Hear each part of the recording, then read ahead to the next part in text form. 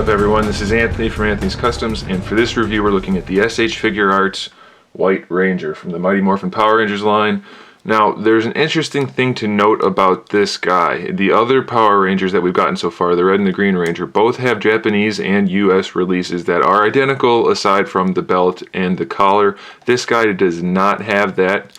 Of course the packaging is different on the other ones. He has a Japanese release that I believe came out a little while ago because he's not technically part of the same group of Rangers in Japan. In America, he was part of the Mighty Morphin Power Rangers, but in Japan, he was a separate group altogether, so I'm pretty sure he was released in that separate batch completely, and the only reason he's with us now is because, in the American version, he was part of the Mighty Morphin Power Rangers, so we got that. So if you're looking for the Japanese version, it's part of a different batch of figures, I believe. The packaging is completely different than the other ones, so if you want the packaging that's like this, or similar to the Japanese, because for the green and red, the Japanese packaging was basically the same thing, just slightly different. It didn't have this logo, it had and did different lettering, of course. The Japanese version of the White Ranger is a solid box. There's no window or anything like that. So you're probably better off just looking for this one, and I believe that one's kind of expensive too.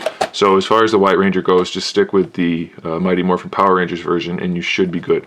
Packaging's pretty cool, it has some nice posing and nice window, and even though it's not the Japanese, it still matches my other ones pretty well, so I'm okay with it.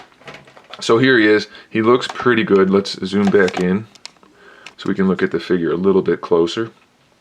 And he stands just shy of 6 inches, so he's in scale with the other ones, of course. He does share, I think, some parts, but he does have some new parts. And here's something I noticed about him, is all of the white parts are slightly pearlescent.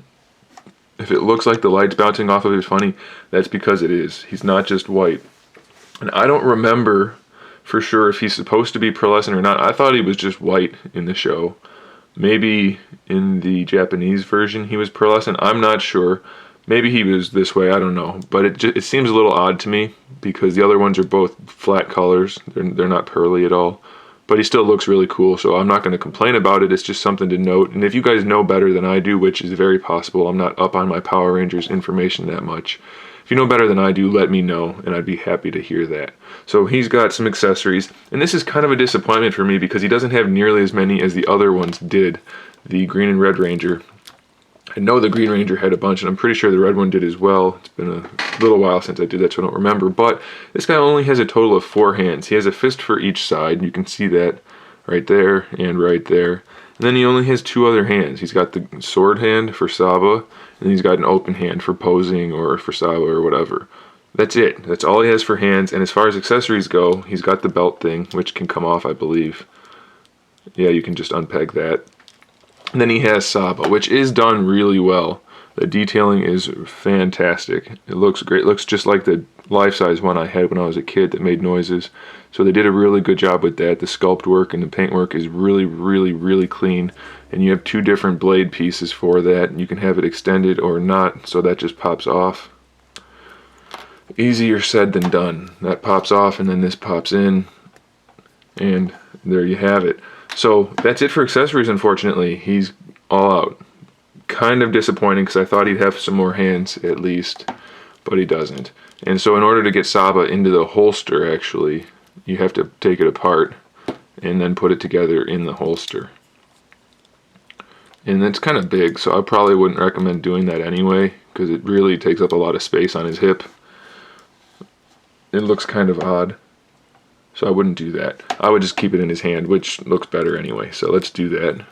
Put the long blade in and we'll be good to go. And it does have a little groove in it. You see that little groove right there, and then there's a tab on there. So you have it on the right side. You couldn't do it backwards if you wanted to. But, you know, so he's got a kind of a little bit of accessories. We could have used a little more, but he still looks pretty good. And the open hand for Saba holds it just fine. So that's pretty good. Kind of important there.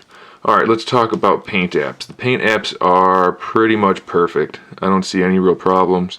All the detailing is really, really well done. The black looks nice and smooth and flat like it should. The golds are metallic. And then, like I said, the rest is pearlescent. The little black detailing in there looks good.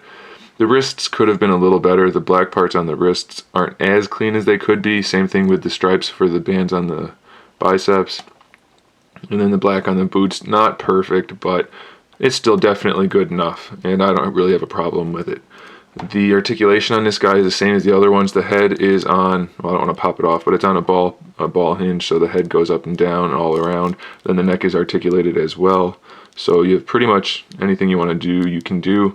That's fine. The shoulder pads have hinges on them, so those can fold up like that to allow you to move the shoulders a little bit better. And they have the exact same design as the other ones. They have that extra cap in there that's a ball peg, and then the shoulder moves around independently from that. So full range of motion there, in and out, up and down. It does rotate on that too, so all the articulation you could want. He has the double hinged elbows, which is pretty good.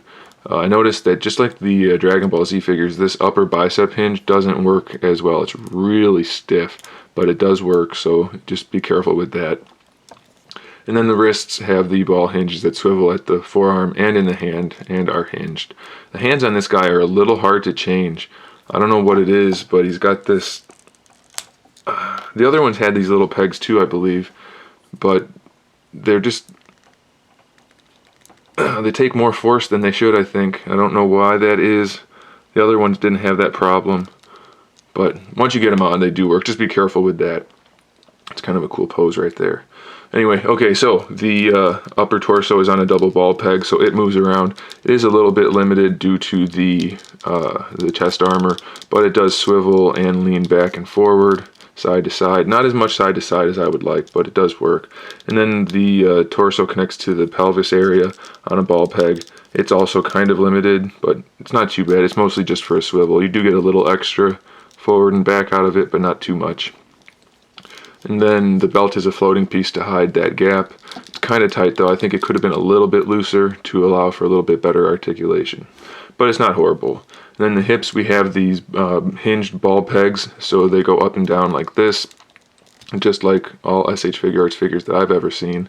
So there's a standard ball peg in there then that the hip moves around, and then the thigh can swivel around that as well. So you get a pretty good range of motion out of the hips. If you want to do a kick or something, no problem doing that at all. Double hinge knees. Then the ankle has a ball hinge that rotates at the top and at the bottom and is hinged obviously, so you can get a good ankle rocker out of it if you want to, or just use it like normal. My biggest complaint with these figures, I think, is the ankles don't allow enough forward motion on the foot. You can't get them forward any more than that, and that's kind of a problem for posing. It gets in the way a lot. The toes are hinged as well. So he's got pretty good articulation, definitely good sculpts, and he looks pretty awesome. White Ranger and Green Ranger were always my favorites, and they didn't do a bad job with these guys at all. I do wish that he had the more hands. More hands would have been good. It definitely would have increased the posability, but you know, it's still pretty good, and I'm not going to complain too much. And I can't get them in a good pose right now. That's one thing I want to point out too, I forgot to mention, is even though these are hinged, moving the arms around the chest, they do get in the way a little bit, so you can't bring the arms around too far to the center. But either way, still looks cool, and I do recommend him. He's a great figure, and it's the White Ranger, so how could you not get it? Alright guys, thanks for watching. Stay tuned for more figure reviews, custom figures, and other good stuff. In the meantime, keep collecting.